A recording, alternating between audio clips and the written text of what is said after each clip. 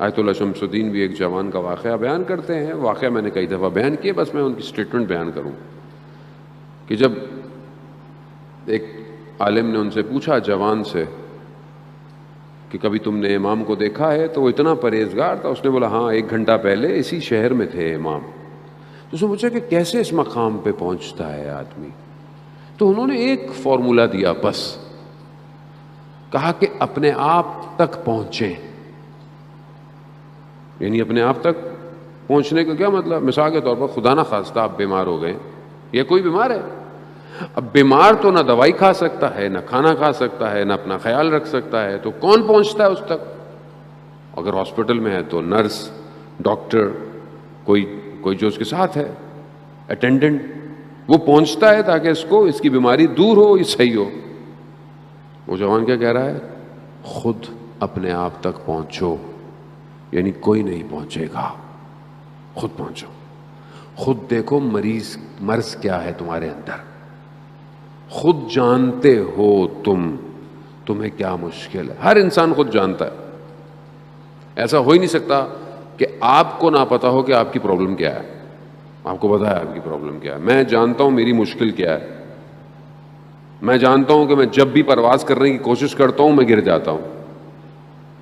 کیوں گر رہا ہوں میں بار بار بار بار بار بار؟ اس کا مطلب میں ایک ہی جگہ گر رہا ہوں، تو میں کیوں نہیں اس کو صحیح کرتا؟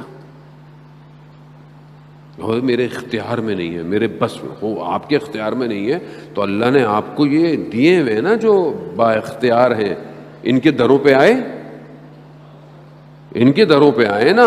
زیارت جامع کبیرہ میں ہم پڑھتے ہیں کہ ہماری بازگشت، ہمارا پلٹنا، امام کہتے ہیں کہ تمہاری بازگشت، تمہارا پلٹنا ہماری طرف ہے، تم نے ہماری طرف ہی آنا ہے. خوب جب آنا ہی ہے تو خوب انہی کے دروازے پر آؤ.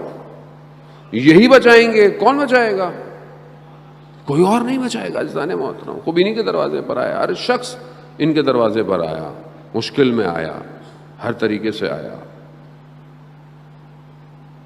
اللہ آغا انصاریان بہت بڑے عالم دین ہیں. کووڈ کی وجہ سے وہ بھی بہرحال اس سال مجالس نہیں پڑھ پا رہے ہیں. اللہ تعالیٰ ان کو شفاء کاملہ عطا فرمائے. وہ حرم امام رضا میں مجلس پڑھ رہے تھے. خادم کا ایک واقعہ بیان کیا انہوں نے. خادم حرم کا سو رہا ہے، اس نے خواب میں دیکھا. ظاہر ہے حرم کا خادم ہے، اس کا خواب بھی ویسے ہی ہے کہ امام آئے، کہا فلانے دروازے پر کوئی آیا ہے، اس کی حاجت کو پورا کرو. حرم کے بہت سارے دروازے ہیں، خدا آپ سب کو حرم امام رضا کی زیارت نصیب فرمائے.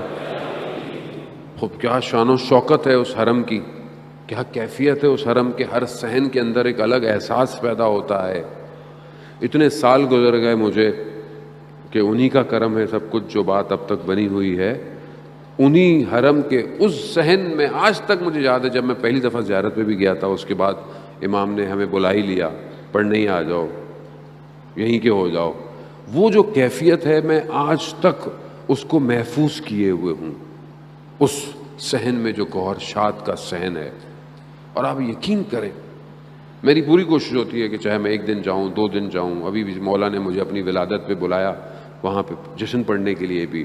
شب میں، سحر میں جب میں وہاں جاتا ہوں، اتنی عنایت ہے، اتنا کرم ہے، اتنا کرم ہے، میں آپ کو الفاظ میں بیان نہیں کر سکتا. امام ایسی وادی میں لے جاتا ہے آپ کو کہ یہ اس حدیث کا مصداق ہے کہ خدا نے ہمارے ذریعے سے اپنے آپ کو پہچنوایا ہے. وہاں جاتے ہی مطلب توحید لبریز ہونا شروع ہو جاتی ہے. اب خادم گیا، دروازے پہ گیا، جا کے دیکھا تو کوئی شخص نظر نہیں آیا. جب دیکھا تو ایک کتا ہے. کتے نے جیسی خادم کو دیکھا تو مشہد کی گلیوں میں چلنا شروع ہو گیا. جاتے جاتے دیکھا ایک جگہ سڑک کنارے جو پانی بہ رہا ہوتا ہے اس کے اوپر جالی لگی ہوئی ہے، نالا جو ہوتا ہے صاف پانی گزرنے کا. دیکھا اس کا بچہ اس جالی میں پھنسا ہوا ہے. انہوں نے دیکھا، اس کو نکال لیا. آغا انصاریان حرم امام رضا کے اندر امام سے مخاطب ہوئے، یا امام رضا، ہم جانور سے کم تو نہیں مولا، آپ کی بارگاہ میں آئے ہوئے ہیں. کوئی نہیں بچائے گا ان کے علاوہ. عزیزان محترم یہ جو مشکل ہے نا صرف متصل ہونے کی دیر ہے، بس توسل کریں.